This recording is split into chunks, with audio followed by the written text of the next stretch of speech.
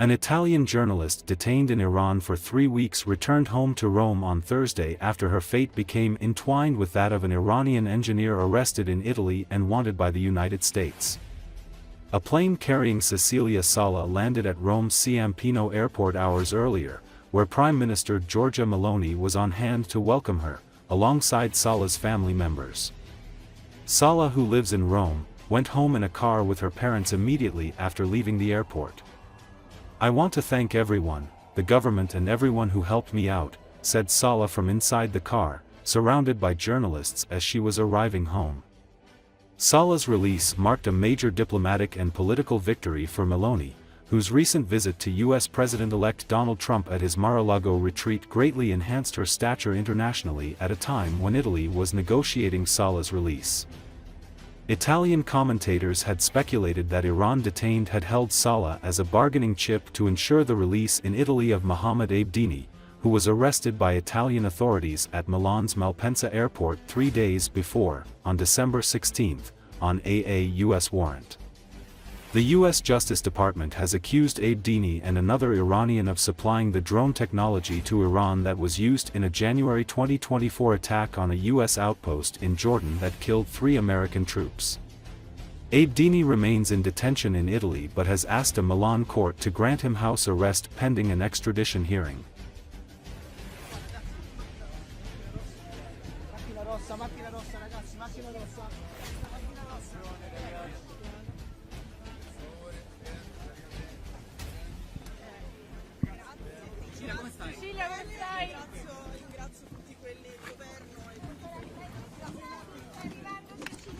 Piano, piano.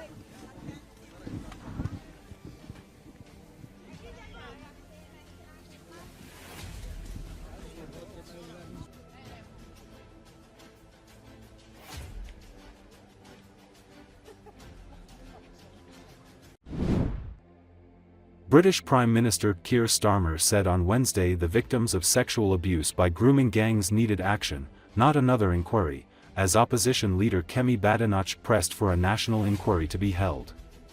A huge, 7-year inquiry was held under the previous Conservative government, though many of the 20 recommendations it made in 2022 including compensation for abuse victims have yet to be implemented. Starmer's government said it would act on them as quickly as possible. The exchange regards a series of cases that rocked northern England towns in which groups of men, largely from Pakistani backgrounds, were tried for grooming and abusing dozens of girls. The cases have been used by far-right activists to link child abuse to immigration, and to accuse politicians of covering up the grooming gangs out of a fear of appearing racist. The billionaire Tesla CEO Elon Musk has taken an intense and erratic interest in British politics and has recently focused on these cases. Musk has posted a demand for a new public inquiry into the cases and has accused Starmer of failing to bring perpetrators to justice when he was England's Director of Public Prosecutions between 2008 and 2013. Starmer has defended his record as chief prosecutor, saying he had reopened closed cases and changed the whole prosecution approach to child sexual exploitation. Badenoch on Wednesday urged him to be a leader, not a lawyer, saying, "This is not about the Prime Minister's work in the CPS. And I would say very respectfully to the Prime Minister, it's not about you. It is about the victims." The main UK beneficiary of Musk's interest in British politics has been Reform UK, the hard-right party led by Nigel Farage that has just 5 seats in the 650-seat House of Commons but big expansion plans. Farage said last month that Musk was considering making a multi-million-dollar donation to the party.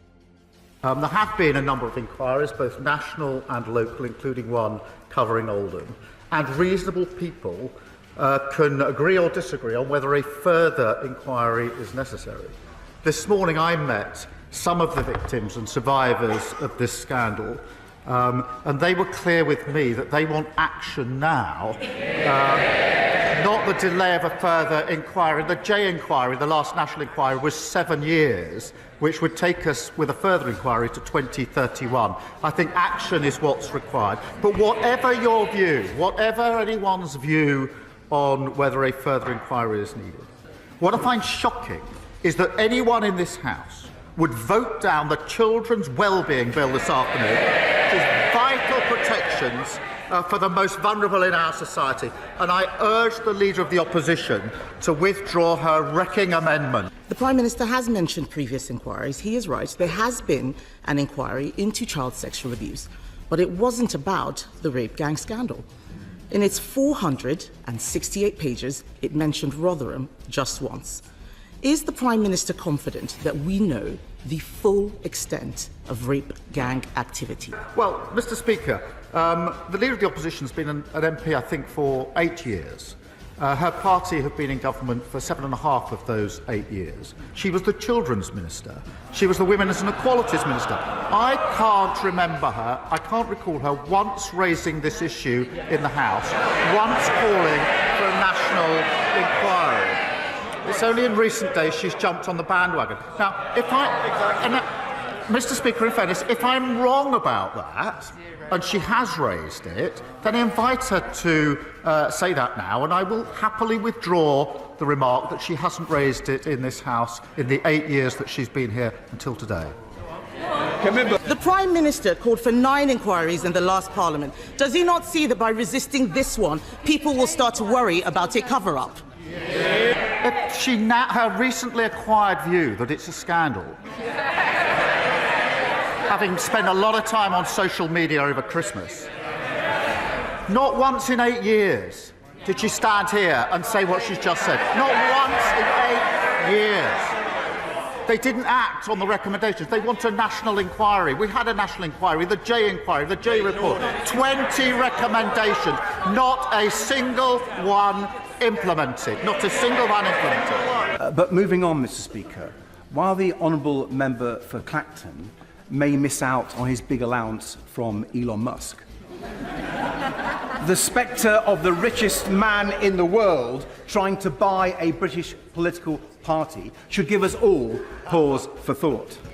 And after years of the Conservatives taking millions in pounds of Russian money, will the Prime Minister now work with us to bring in long overdue reforms of party funding so that power in this country lies with the voters and not wealthy overseas oligarchs? I think we all had a smile on Sunday when the honourable member said how cool it was to have the support of Musk, only for Musk to say he should be removed. Just a few hours later, that's the rough and tough of politics. And of course, we're looking at the question of funding more generally. Come, Joseph. This is not about the Prime Minister's work in the CPS. And I would say very respectfully to the Prime Minister, it's not about you, it is about the victims. Be a leader, not a lawyer. We know that people were scared to tell the truth because they thought they would be called racist. If we want to stop this from ever happening again, we cannot be afraid. Mr. Speaker, this is an important issue, and we have to focus on the victims and survivors, and it isn't helpful. This sort of lies and misinformation and slinging of mud doesn't help them one bit. Doesn't help one bit. Mr. Speaker, the Prime Minister from that dispatch box has made much of his service as the public prosecutor.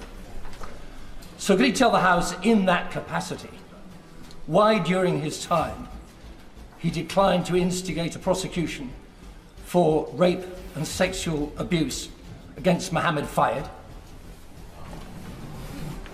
Prime Minister. That case never crossed my desk. Right. That completes Prime Minister's...